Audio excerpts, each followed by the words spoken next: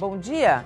Hoje é sexta-feira, 19 de janeiro e começa agora mais uma edição do Bom Dia Baixada. Eu sou Nathalie Nanini e vamos juntos até às 9 horas da manhã.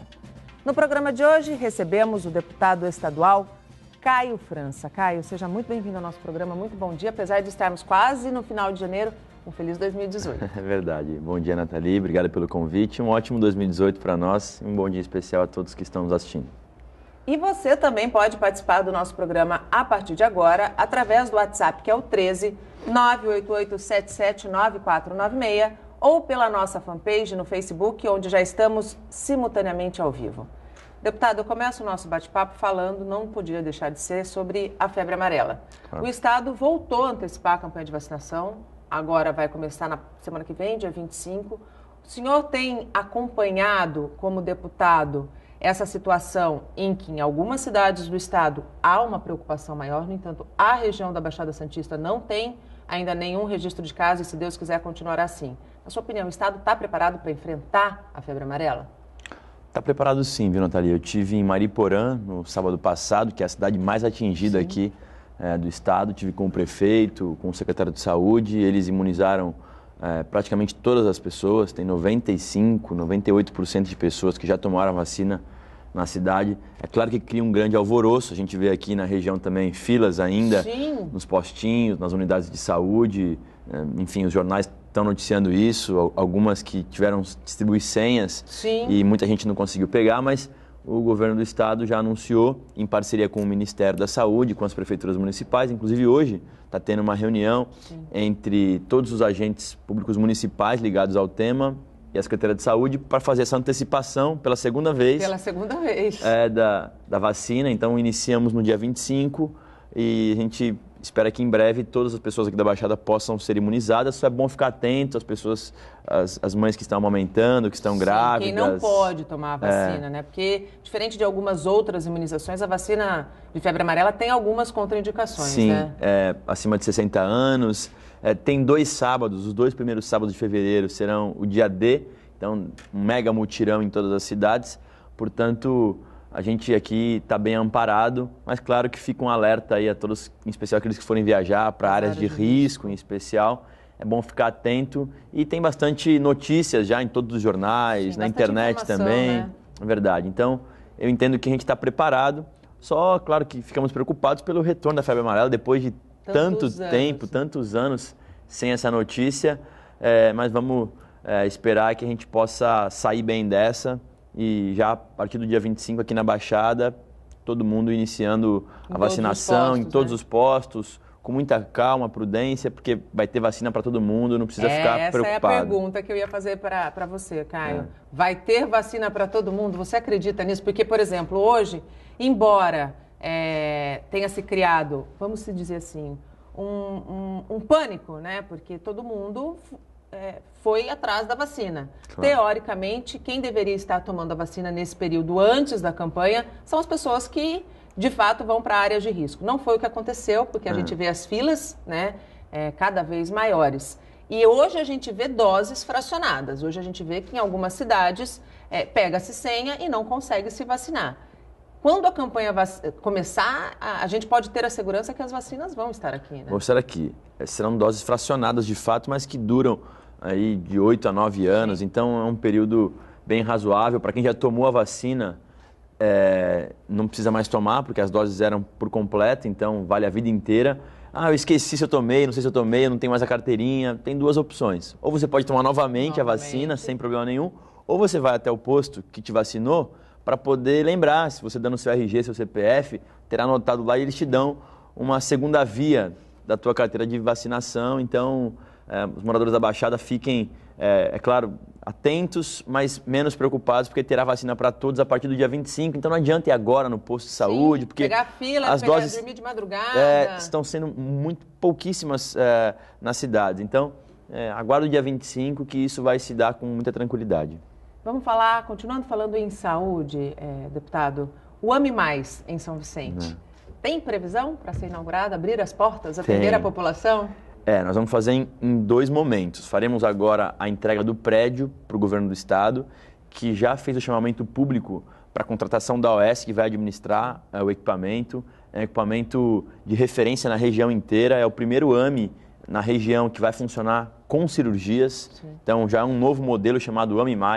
O governador tem previsão para estar conosco aqui no dia 26 de janeiro, às 17 horas, ali na Presidente Wilson, na principal avenida da cidade, de fácil acesso, com todos os meios de transporte de grande massa passando por ali.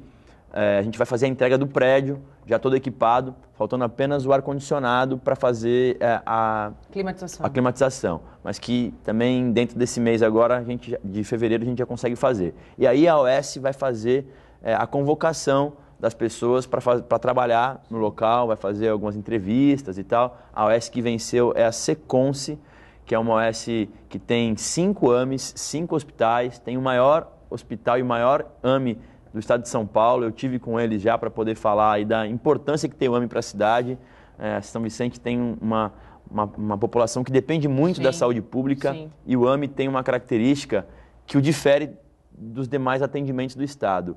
O AMI, Nathalie, tem 95% de boa avaliação pelos usuários. É assim em todos os AMIs. Então, criou um padrão de excelência no AMI. Portanto, eu falei para eles que a população de São Vicente esperou tanto tempo e que a gente possa ter exatamente, um excelente atendimento. A gente, até para explicar para as pessoas, o AMI, ele é o que a gente chama de um equipamento referenciado, ou seja, não é para as pessoas irem lá, estou com dor de barriga, vou no AMI, estou com febre, vou para o AMI, vou levar meu filho no AMI. Não é assim. O AMI você vai ter que ter um encaminhamento para algum dos especialistas. Então, você tendo esse encaminhamento com hora marcada, com data marcada, você vai até o AMI de São Vicente e aí será muito bem atendido. Se for preciso, é possível fazer algumas cirurgias, que são as cirurgias eletivas, que são cirurgias previamente marcadas também e que não tem um grau de complexidade tão grande. E aí, no mesmo dia, você pode já voltar para casa e fica em observação durante um período, mas no mesmo dia você retorna para sua casa. Na minha aqui avaliação, foi uma pauta minha desde o início do mandato, a gente lutou, foi 3 lugares diferentes o AMI, e a gente perturbando o governador para ele poder criar a unidade. Aí eu também faço um agradecimento, além do governo do estado, à prefeitura, que nos ajudou muito para poder fazer essa parte operacional do espaço, onde será o AMI de São Vicente. Então, depois de muita luta, aí dia 26 a gente entrega o prédio e aí depende só da OS para fazer a contratação da mão de obra e iniciar os trabalhos. Ontem eu tive a última reunião, aí, imagino eu, para fazer alguns detalhes finais sobre a entrega do equipamento na sede da Secretaria de Estado de Segurança Pública, na presença do secretário adjunto. Os últimos detalhes foram afinados ali, então, dia 26 às 17 horas, até convidar a população. Claro! Está dentro do calendário, Nathalie, de aniversário da cidade, então a gente inicia hoje, inclusive. Sim, isso, e até o dia 25 tem algumas atividades aí na cidade e dentre elas o AMI+. Vamos falar um pouquinho de Guilherme Álvaro? Porque se a gente tem a boa notícia do AMI+, o Hospital Guilherme Álvaro, no outro ponto da cadeia, foi alvo no ano passado de muitas reclamações em virtude de falta de médicos e demora no tempo para realização de algumas consultas de pessoas, por exemplo, que não podem esperar, Caio, pessoas que têm diabetes em estado avançado. Como deputado, o senhor tem acompanhado o desempenho no atendimento à população do Guilherme Álvaro, que também é um hospital referência, claro, ou pelo menos deveria ser. Não, mas é um hospital 100% custeado pelo Estado, construído há muito tempo atrás e que é um grande equipamento hospitalar. Eu tive fazendo visitas por várias vezes no Guilherme Álvaro, quando surgiu aí um problema, porque eu tenho alguns amigos que trabalham lá também, como é um hospital que faz residência, tem alguns amigos meus que são residentes e que trabalham lá e eles me falavam, Caio, nós estamos com um problema, às vezes até de material e tal. Sim. A gente teve na Secretaria de Estado, conseguimos fazer uma contratação de alguns enfermeiros, médicos, técnicos de enfermagem para poder suprir essa falta de mão de obra que tinha no Guilherme Álvaro. Deu uma controlada, tem emenda parlamentar, por exemplo, de minha autoria para poder ajudar a equipar o hospital também.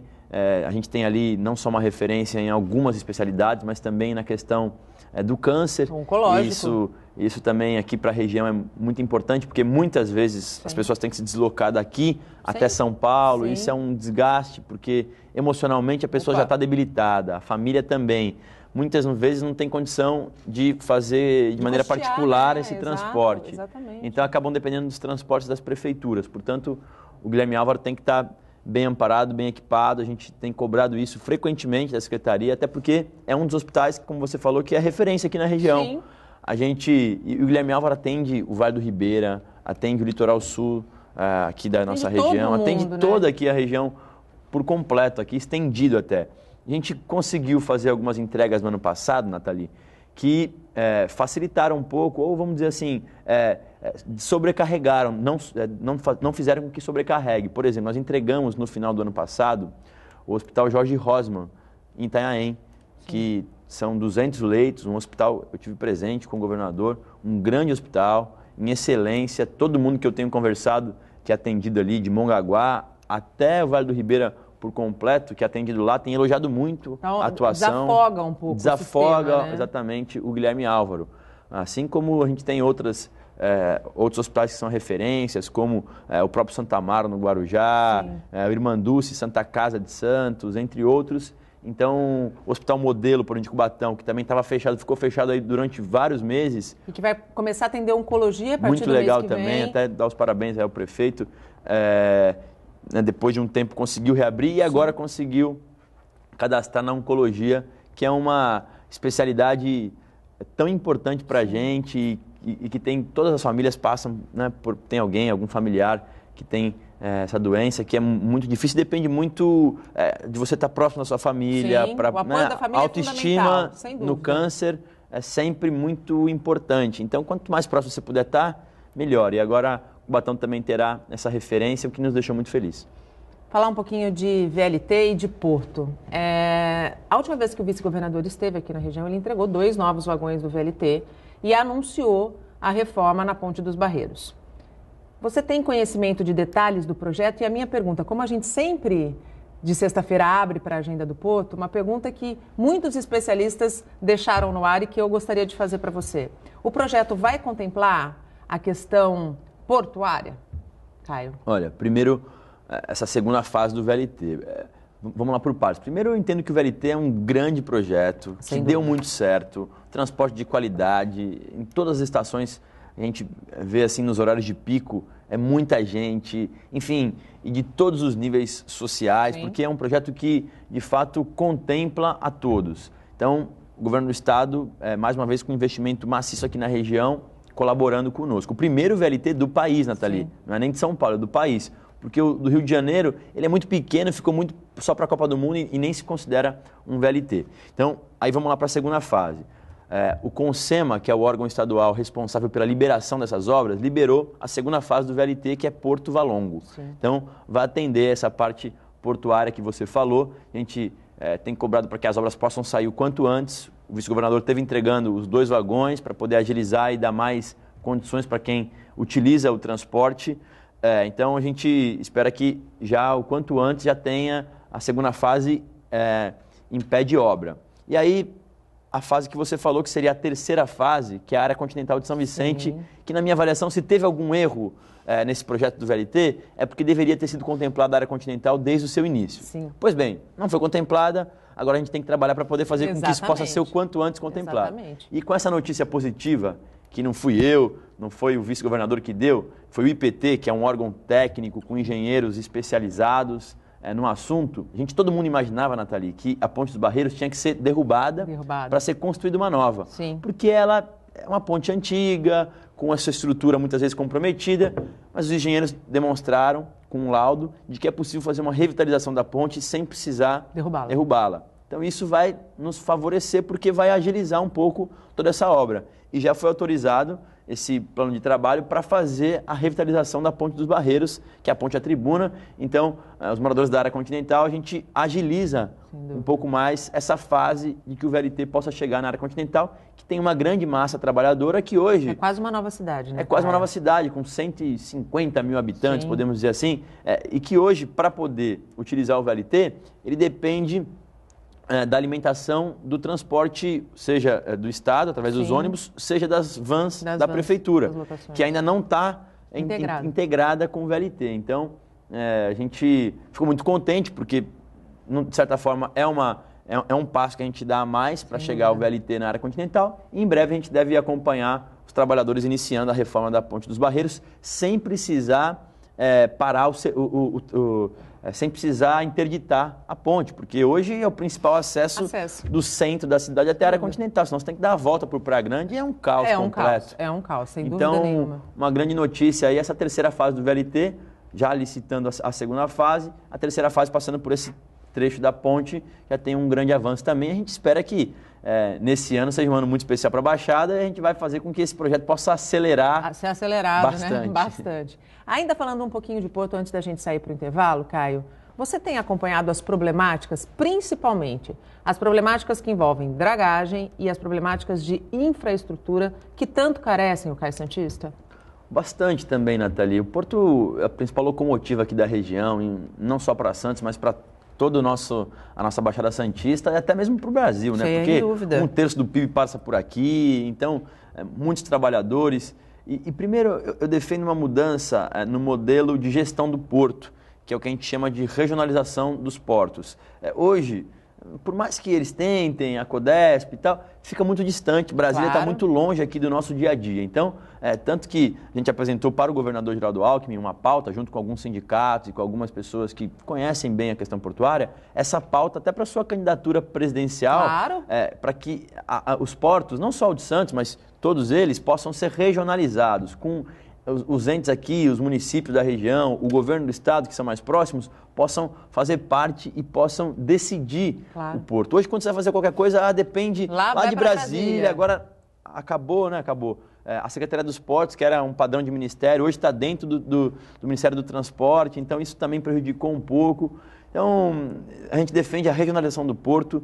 Com relação à infraestrutura do entorno, a gente tem uma pauta muito importante e que eu estou debruçado sobre ela junto com o prefeito Paulo Alexandre, sobre a entrada da cidade, por exemplo, que a gente está aguardando, aí sim, o aval do governo do estado / Tribunal de Contas, em especial o Tribunal de Contas, que mudou a sua avaliação sobre as concessões.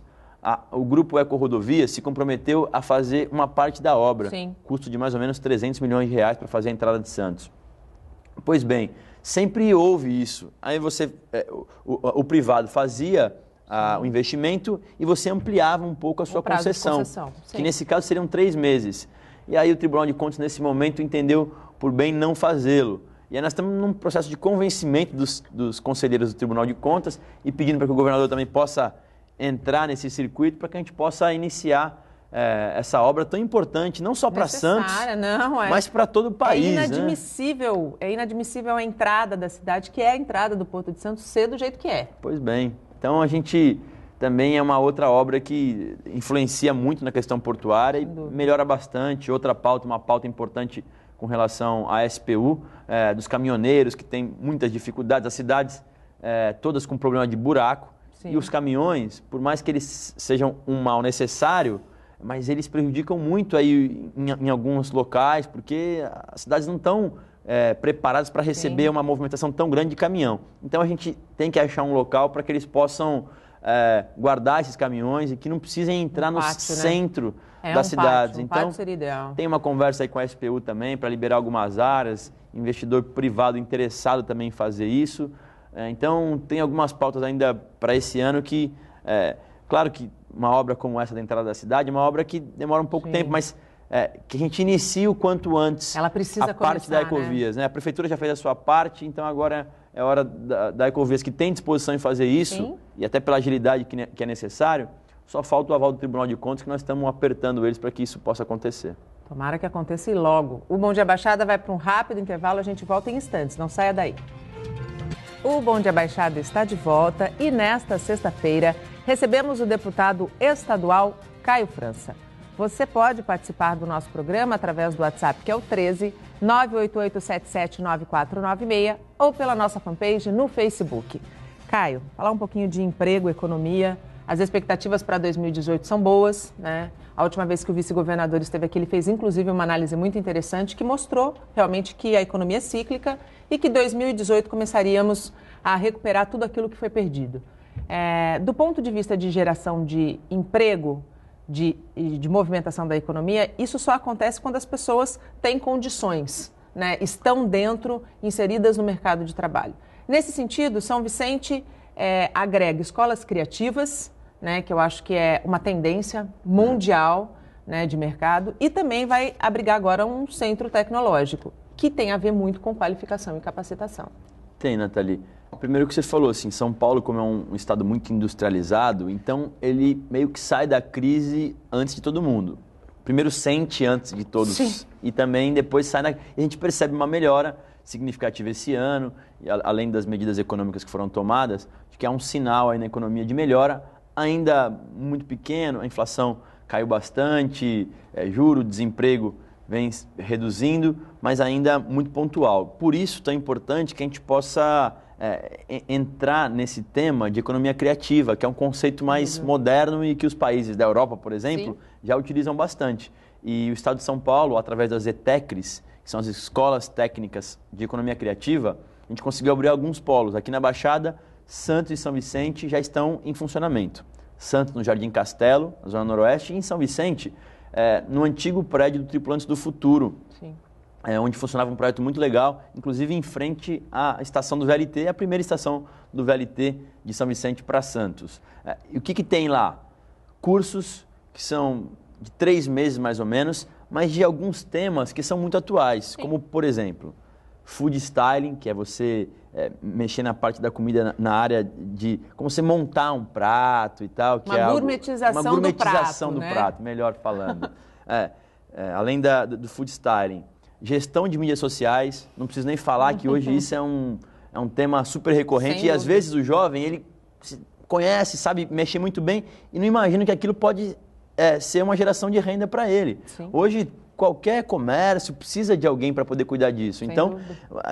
a gente lá nas ETECs, a gente faz com que esse jovem possa qualificar mais, agregar valor ao seu trabalho. Sem dúvida. Além disso, moda, web design, moda, vitrinista, enfim, então todos esses cursos onde a molecada ela gosta de compartilhar e de aprender, porque os cursos assim, mais tradicionais, eles acabam muitas vezes não interessando muito. Sim. E hoje o principal desafio das escolas, seja técnica, seja uma escola comum, é fazer com que o jovem tenha interesse. Tem interesse, frequência e conclua. Então, olha, não tem requisitos melhores. Cursos atuais. Sem dúvida. Curta duração. Numa linguagem linguagem jovial, acho que não tem como você fugir. Então é ir lá conhecer, as matrículas, elas são muito rápidas, então, porque como os cursos são razoavelmente curtos, então as turmas se encerram rapidamente. Todo mundo que vai gosta bastante, a gente tem feito uma campanha em todas as escolas do ensino médio, para fazer com que o jovem também possa participar. E além disso que você falou, além do centro tecnológico, eu vou falar dele, mas também a Univesp. A Univesp é a universidade pública, a primeira universidade pública virtual estadual, que hoje aqui na Baixada muitas cidades também têm, Guarujá, São Vicente, Santos, agora vai ser aberto para Itanhaém, Mongaguá e Peruíbe. Cada uma dessas cidades aí com mais ou menos 200 vagas por cidade, com 4 cursos, as 2 engenharias de computação e produção e as 2 licenciaturas em pedagogia e matemática. Em universidades referências no Brasil, né? Eu tive ontem num polo em Cajati, lá no Vale do Ribeira, e fiquei impressionado, Nathalie, com a qualidade do polo. A prefeitura abraçou o projeto. Hoje, inclusive, alguns professores da rede dão aula de reforço para algumas matérias que os alunos têm dificuldade. E eles me falaram que as faculdades particulares à distância que eles faziam não se compara o grau de dificuldade com a Univesp. A matemática em especial, cálculo, assim, muita gente está com muita dificuldade. Então, por um lado, é legal porque mostra que o ensino à distância, que é uma realidade em muitos países já, uma tendência mundial, aqui no estado a gente também está conseguindo fazer isso de maneira gratuita. E vestibulares para as novas cidades, já em janeiro, fiquem atentos no site da Univesp. E para complementar minha fala aí, que você perguntou do Centro Tecnológico, a gente assinou no final do ano passado 8 milhões de reais para a cidade. 6 deles através do DAD, que há 4 anos a cidade não assinava, esses 6 milhões só para pavimentação, que a cidade está precisando muito de pavimentação, e 2 deles através da Secretaria de Desenvolvimento Econômico para a instalação do Centro Tecnológico em São Vicente, que vai funcionar no centro de convenções. Que estava abandonado, né? Muito abandonado, largado, e que será praticamente uma segunda área administrativa da cidade. Porque lá, Nathalie, vai funcionar, além do Centro Tecnológico, já começou a obra, já está em obra o Centro de Convenções, vai ter a rodoviária, que sai do mercado municipal, Ainda que também bem, né? não tem condição de atender bem as pessoas.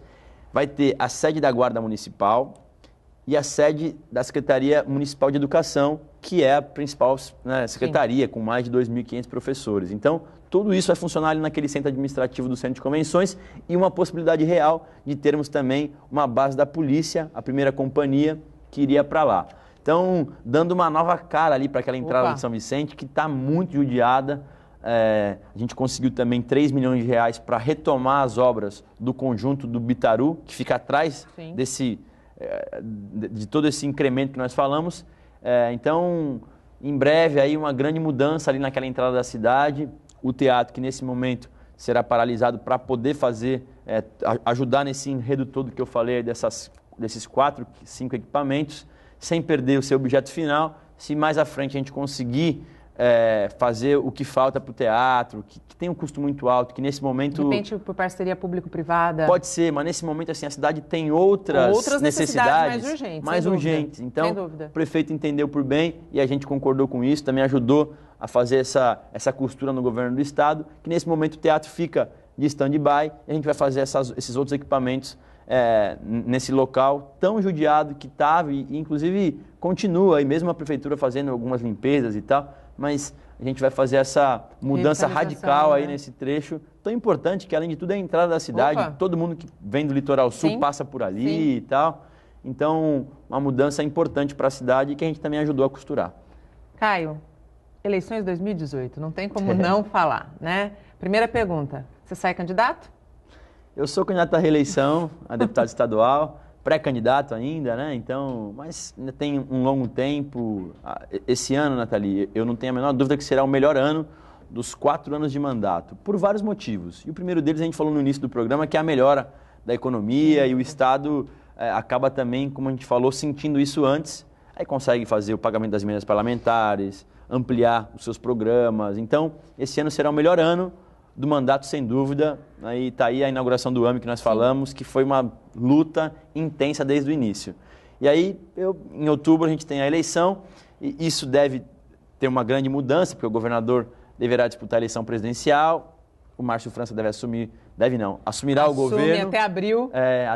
Até abril ele obrigatoriamente o governador tem que se licenciar e, consequência disso, ele assume. Então, também, eu não tenho a menor dúvida que isso fará com que a nossa região possa ser muito, né? Melhor assistida. Sem dúvida. Sem prejudicar tudo aquilo que já foi feito e de importância que teve, mas se você tem alguém que é da terra, que conhece todas as necessidades, tem relação pessoal, enfim, com os prefeitos, com as lideranças da região, isso fará com que alguns projetos nossos, há muito tempo que a gente não conseguiu tirar do papel, a gente saia do papel. Então, e aí eu disputo também a reeleição a deputado estadual, bastante animado e empolgado aí por todo esse contexto que vem pela frente.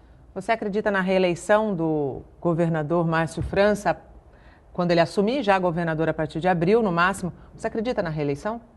Acredito muito, viu, Nathalie? Primeiro porque eu conheço aí, assim, bastante o seu poder de articulação. E isso faz com que alguns partidos, inclusive já em janeiro, já fizeram anúncios de apoio. Recentemente foi o PR e ontem foi Solidariedade, 2 partidos importantes. No final de semana o PROS também anuncia apoio a sua pré-candidatura ao governo do estado. Então, além desse poder de articulação, ele já foi prefeito, bem avaliado, maior aprovação da história na sua reeleição. Então, e numa cidade muito problemática, né? Com orçamento enxuto. Nós estamos falando do orçamento do estado, que é de 216 bilhões de reais. Sim. E, assim, de alguém que conhece bem a máquina e mais do que tudo, é um cara arrojado. A gente precisa disso também, né? De políticos, claro, decentes, éticos, mas que também, assim, façam acontecer. Né? Que muitas vezes tomem atitude, tirem do papel. Comprem a briga. Eu posso garantir que é um realizador. Foi assim em São Vicente e será assim durante esse período como governador. Claro, dando continuidade a muita coisa boa que o Geraldo Alckmin tem feito. É um cara que está conseguindo né, quitar todos os seus servidores públicos, pagou 13º, paga as obras em dia, e São Paulo iniciativa sofreu privada, muito com a crise. Sofreu muito, conseguiu fazer um aumento, ainda que muito pequeno, mas no momento em que Claro. o Rio de Janeiro não conseguiu pagar os 3 últimos salários, nem 13º, o Rio Grande do Sul a mesma coisa, então já demonstra que tem coisas boas em São Paulo. Então, aproveitando tudo isso, mas incrementando com o seu perfil mais social e, eu posso garantir, de realizador. Uma pessoa que é muito fácil de fazer as coisas e que é pragmático no sentido de resolver. A gente precisa disso também, de pessoas que resolvam, que não... Às vezes a gente, na política, demora muitas obras. Eu costumo dizer que a política vai para frente quando a gente tiver a visão da gestão privada. É verdade. Então assim, a gente vai ter essa oportunidade e eu acredito muito num grande mandato dele de abril até dezembro e aí, no meio do caminho, numa reeleição. A gente vai estar trabalhando muito para isso e eu tenho convicção que a Baixada vai nos mostrar que depois de muitos anos, depois de Mário Covas, acho que foi o único... 25 anos de filho PSDB. da terra aqui. Também tem isso, mas estou dizendo de filho da terra, Mário Covas, mesmo assim, embora o Covas tenha nascido em Santos, mas o histórico dele de política é na capital. Né? Diferente do Márcio França, que é daqui e tal, então tem raiz aqui. E depois de tantos anos, o PSDB acaba passando o bastão para um partido aliado, mas que tem a intenção já clara, desde lá de trás, demonstrada, de disputar a reeleição como governador. Então, vamos ver, a gente torce muito e trabalha também no sentido de ter talvez o PSDB conosco na aliança, né, pensando em especial na eleição presidencial do governador Geraldo Alckmin. Sim, e essa era a minha próxima pergunta. Como o PSB pretende apoiar a candidatura do Geraldo Alckmin à presidência? Sem dúvida. A gente, primeiro, porque aqui em São Paulo a gente aprendeu a conviver com ele e admirá-lo pela sua postura, não só como gestor público, mas como cidadão. Ele é um cara que ele faz aquilo que ele fala. E isso são poucos, né? Normalmente tem muita gente que fala e não faz o que fala. O governador, ele tem a sua vida simples, equilibrada, desse jeito dele humilde, em todos os lugares ele é reconhecido assim. E por isso é a 4ª vez governador do estado de São Paulo, reeleito no primeiro turno, numa eleição que todo mundo dizia que ele podia não ganhar, ganhou no primeiro turno. Então, a gente aqui em São Paulo vai trabalhar muito para que ele possa ser presidente da República, porque o país precisa de alguém equilibrado, alguém que possa dar sinais para a iniciativa privada e até para os servidores públicos de que nós vamos ter 4 anos de tranquilidade, de calmaria. Precisamos disso. Menos extremos e mais equilíbrio. Eu acho que o governador representará isso nessa eleição. Acredito num segundo turno, claro, mas sem dúvida ele estará lá. Com relação ao PSB, nosso partido é um partido que tem aí muitas outras lideranças. Nós temos 3 governadores, 7 senadores, enfim, 35 deputados federais. Então é claro que São Paulo não decide sozinho. Muito pelo contrário, nós temos aí historicamente raízes em Pernambuco, no Nordeste, onde o ex-presidente Lula ainda exerce uma influência muito grande. Tem estados, por exemplo, como Pernambuco, que o Lula chega a bater quase 50%, 60% dos votos, das intenções de voto. Então, é um grande desafio do governador Geraldo Alckmin poder entrar e entrar bem no Nordeste. Então, a gente vai trabalhar muito internamente para que o PSB possa dar apoio ao governador na sua eleição presidencial. Mas aí, Nathalie, também precisa ficar bem claro, o PSDB precisa saber que eles precisam priorizar. E a prioridade nesse momento é você ter o presidente da República, que é o governador Geraldo Alckmin. Então, eu não estou nem dizendo de São Paulo, até porque eu sei que em São Paulo eles têm um histórico aqui de vitórias consecutivas.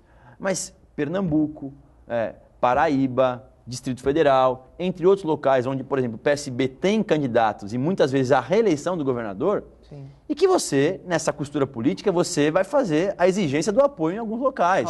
Então não dá para o PSDB querer ter todos os estados e o presidente da República. Aí corre grande risco de ficar sozinho nesse processo. Então a gente entende o governador, hábil como ele é, mas no seu tempo. Ele não tem pressa para fazer as coisas. Então ele, no seu tempo, decidirá pelo melhor caminho. A gente aqui em São Paulo já decidiu. Vamos fazer a campanha do Geraldo Alckmin à presidência da República. Vamos trabalhar internamente para que o PSB também possa incorporar esse mesmo pensamento. Mas aqui em São Paulo nós já decidimos. E claro, teremos aí uma candidatura consistente ao governo do Estado a gente falou aqui, e assim, com a máquina na mão, né, Nathalie? Eu já disputei eleições com a máquina e sem a máquina. Todo faz mundo muita diferença. parece uma coisa meio pragmática que eu estou falando, mas toda assim, a diferença. Não tenha dúvida. Toda a Você diferença. tem a decisão das principais obras que vão acontecer, Claro. você tem os cargos de mais influência no governo do Estado. Então, tudo isso faz, além de tudo, você tem toda a mídia, que cobre a agenda de governador. Claro. Então, por isso que no estado de São Paulo, se eu não me engano, há 40 anos, ninguém perde uma reeleição a governador. Porque a máquina ela é muito pesada, ela é muito forte, ela é muito decisiva. Então, a gente aposta muito em toda essa articulação política, na capacidade administrativa e também na força da máquina, no peso que tem o governo do estado de São Paulo, que é como se fosse um país, né, Nathalie? Um governador do estado, ele tem quase que o mesmo peso de um presidente da República. Nós estamos falando do maior estado do Exatamente. país. Né? Então, trabalharemos muito para que o PSB institucionalmente possa apoiar a campanha de Geraldo Alckmin a presidente da República, porque, além de tudo, entendemos que é o melhor quadro para o país nesses próximos 4 anos. O Bom Dia Baixada faz mais um rápido intervalo, a gente volta em menos de 3 minutos, não saia daí. O Bom Dia Baixada está de volta e chegamos ao último bloco do programa. Nesta sexta-feira, recebemos o deputado estadual Caio França. Ainda dá tempo de você participar pela nossa page ou pelo nosso WhatsApp. A decisão do governo estadual em digitalizar o programa Nota Fiscal Paulista a partir deste ano tem deixado as entidades que recebem doações apreensivas. As instituições têm medo que a arrecadação caia caso o serviço seja apenas virtual, pela internet. Há 11 anos, o programa Nota Fiscal Paulista do Governo do Estado autoriza entidades beneficentes a colocarem urnas, como essa aqui, em lojas e comércios para arrecadar notas fiscais sem o CPF do consumidor. Uma porcentagem do total da compra é revertida para a instituição que deixou a urna. Mas agora, o Estado quer digitalizar essa captação de recibos e as entidades não gostaram da ideia. Aqui no Lar Espírita Mensageiros da Luz, entidade que abriga 29 pessoas portadoras de paralisia cerebral em Santos, o valor depositado a cada semestre representa cerca de 10% da despesa do mês. Seja com salário, seja com manutenção, seja com compra de alimentos, com compra de medicamentos, a gente acaba usando esse dinheiro para acabar custeando alguma coisa da casa. Ainda segundo um dos conselheiros da instituição, apesar do avanço da tecnologia e da facilidade de ter um celular nos dias de hoje, seria muito mais prático apenas depositar a nota dentro de uma urna logo após fazer as compras. Temos várias situações. Nós temos os idosos que não têm um telefone, um smartphone, não têm habilidade para tratar com essa tecnologia, não vão fazer. Nós temos o nosso dia a dia é muito corrido. As pessoas trazem as notas aqui para a entidade ou deixam nas urnas, é muito mais fácil. Você parar um momento do teu dia para fazer a doação, já não vai acontecer. As pessoas vão acabar deixando de fazer a doação. Na entidade Casa Avó Benedita, na zona noroeste de Santos, que atende 130 crianças com menos de 18 anos, a presidente já baixou o aplicativo para cadastrar as notas fiscais no celular. O valor disponibilizado pelo governo a cada 6 meses chega a R$30 mil. E Elizabeth teme perder essa quantia. É um recurso que ajuda muito, muito. É lógico que a gente também tem que trabalhar muito, a gente tem os nossos convênios, mas vai fazer muita falta. Então, é todas as entidades do estado de São Paulo. Para tentar reverter a situação, o deputado estadual Jorge Caruso apresentou um projeto de lei que tem como objetivo a captação de recursos tanto pelo aplicativo como também pelas urnas nos comércios. A proposta foi encaminhada para análise do governador Geraldo Alckmin.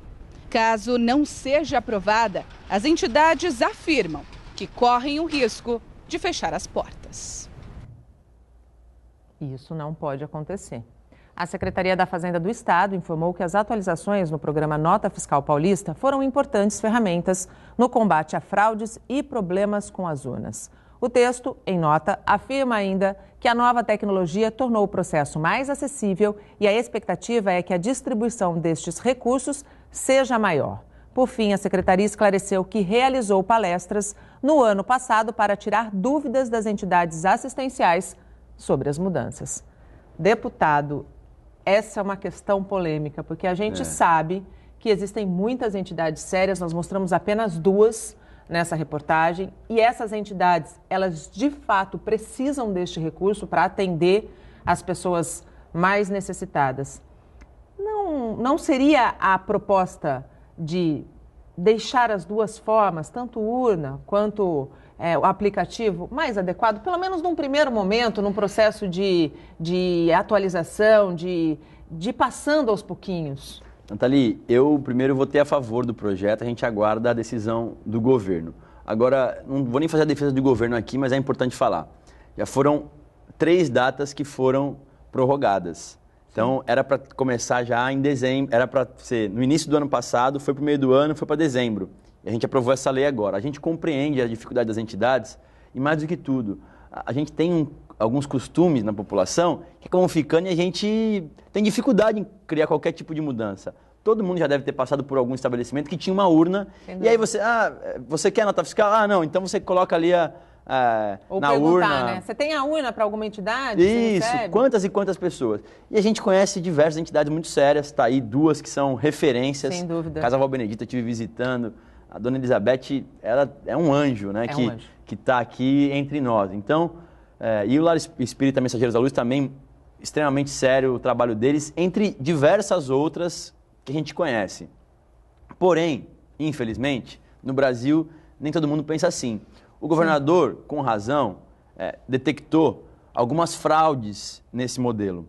Algumas urnas, por exemplo, que empresas passaram a fazer a urna, a montar a urna, tem uma entidade que está com todos os registros prontos e que conseguiam captar mais recurso do que qualquer outra. A Vó Benedita que precisava. Muito mais do que a Vó Benedita, muito mais do que a PAI, muito mais do que qualquer outra entidade que a gente possa imaginar aqui.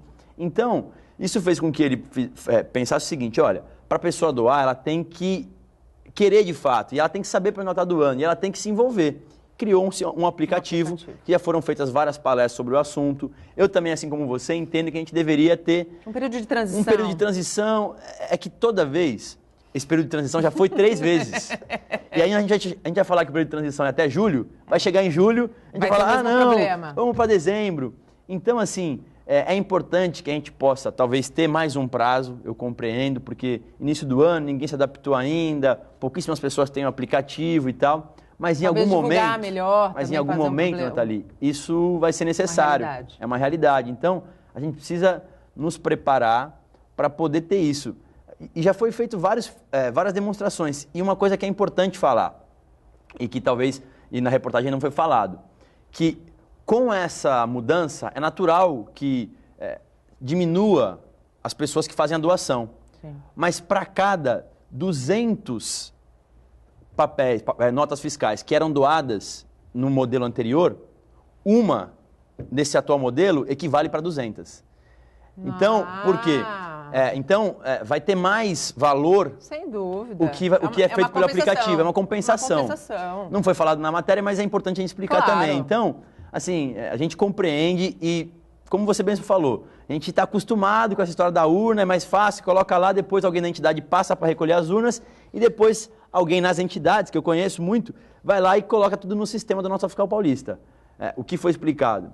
Que a cada 200 notas desse modelo anterior, uma desse atual sistema equivale às 200. Então, assim, essa balança pelo governo do Estado está sendo equilibrada. O que a gente tem que fazer é se adaptar nesse atual modelo que está sendo apresentado pelo Estado. Se possível, essa legislação, o governador ele tem a oportunidade de vetar ou não sei como é que vai ser a postura, mas se ele não vetar, se ele sancionar a lei, a gente tem mais um período aí de transição.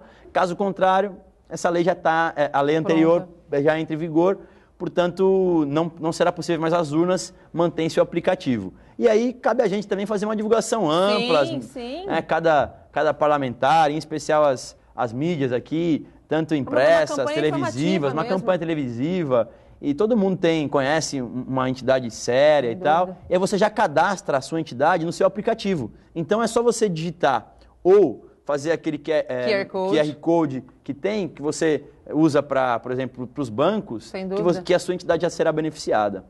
Deputado, a gente tem pouco mais de 3 minutos para falar um pouquinho de segurança. Até o fim do carnaval, nós temos reforço na segurança com policiais militares. Só que quem vive aqui sabe que todo fim de semana o fluxo de turistas aumenta muito. E a reclamação é justamente essa. A gente tem um aumento de demanda num período, que é a temporada de verão, e depois, mesmo com um fluxo grande, não se tem o mesmo policiamento. Isso não é possível. Não é possível criar um esquema que a gente consiga ter 365 dias por ano, 12 meses. De Operação Verão? Eu não digo de Operação Verão, mas de um efetivo maior, porque a gente tem um fluxo de turistas muito grande todo fim de semana. A lógica, Nathalie, para ter a Operação Verão, é clara, é que tem mais gente. Muitas cidades duplicam, triplicam a sua população. Sem dúvida. Em especial no litoral sul, onde ainda tem muitas casas de veraneio e tal, esse é o número. Portanto, se essa é a lógica do governo do estado, o que foi uma ideia que nós tivemos? Para que aos fins de semana, que nós também temos uma população ampliada, grande, a gente pudesse ter essa mesma lógica. Então não seria uma operação, mas seria uma operação fim de semana, por exemplo, e feriado prolongado. Sim. Porque tivemos anos aí onde o feriado era na quinta-feira. Ano passado a gente teve um monte de feriado. Sexta-feira emendava e às vezes na segunda também tinha um feriado. Sim. Então, você imagina, um fim de semana desse aqui, desce o mundo para a Baixada Santista. Então, a gente tentou essa lógica, e nós não conseguimos. Vamos continuar nessa luta, quem sabe nessas mudanças a gente não consegue ter essa operação fim de semana, feriado prolongado durante o ano todo. Vamos estar na eterna luta pelo efetivo, que é uma luta nossa, mas eu confesso a você, Nathalie, eu convivo com outros parlamentares de outras regiões.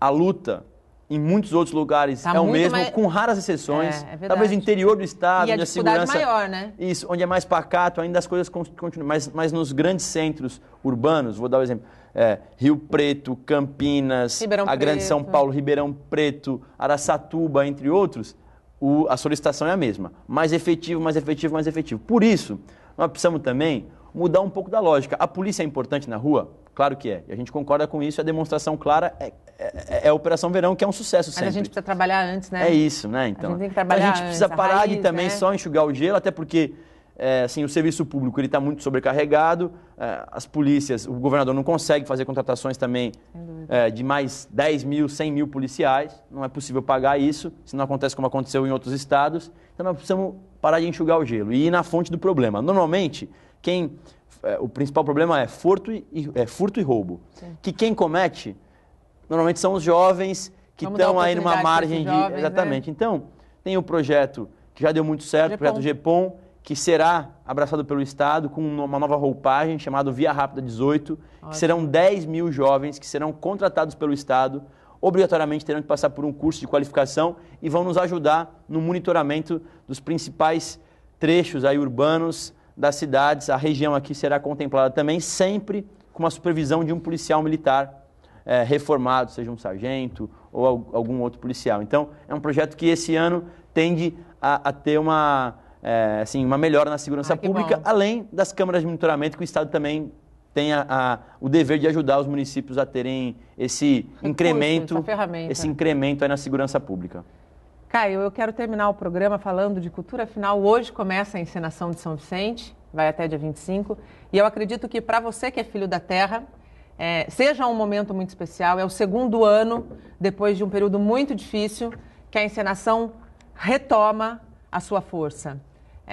Qual é a expectativa, a tua expectativa? Das melhores. Esse ano com um tema muito legal, assim, que é Santo de Casa Faz Milagre, por conta do Santo André de Soveral, que foi canonizado no ano passado. Ele nasceu em São Vicente, teve uma passagem bonita no Rio Grande do Norte, foi massacrado depois na invasão dos holandeses. Então vai contar tudo isso na encenação esse ano.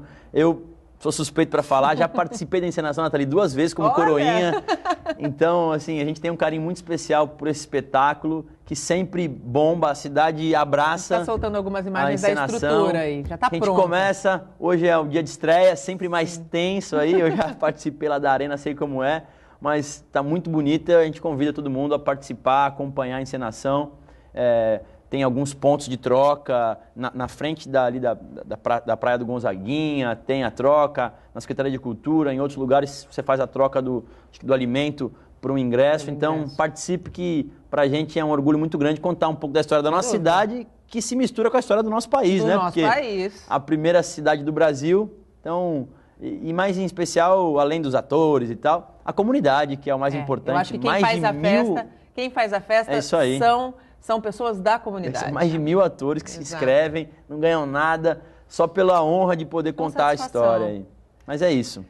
O Bom Dia Baixada acabou, eu gostaria muito de ter mais pelo menos 1 hora, mas foi muito bom, Caio, tê-lo aqui. Obrigado. Eu acredito que em 2018 a gente tenha uma renovação na nossa política, nós precisamos de mais jovens na política. Que bom. Você é um exemplo. Eu te desejo um 2018 muito bom, que os teus planos até o fim deste ano de emendas, de projetos para a nossa região sejam de fato, venham de fato para nós, porque nós precisamos, a região é muito carente, e que a gente tenha um eleitor consciente. Eu acho que esse é o recado. Os eleitores precisam ir às urnas, senão a gente não muda nada nesse país. É verdade. Obrigado, Nathalie, obrigado pela oportunidade aqui, um abração a todos e que 2018 possa ser esse ano de fato de progresso aqui para a nossa região e com muita saúde para todo mundo. Exato. E o resto a gente corre atrás. Muito obrigado. O Bom Dia Baixada fica por aqui. Você pode ficar bem informado sobre tudo o que acontece na região e no mundo acessando o Santa Portal. Eu volto na segunda-feira a partir das 8 horas da manhã. Bom fim de semana. Tchau.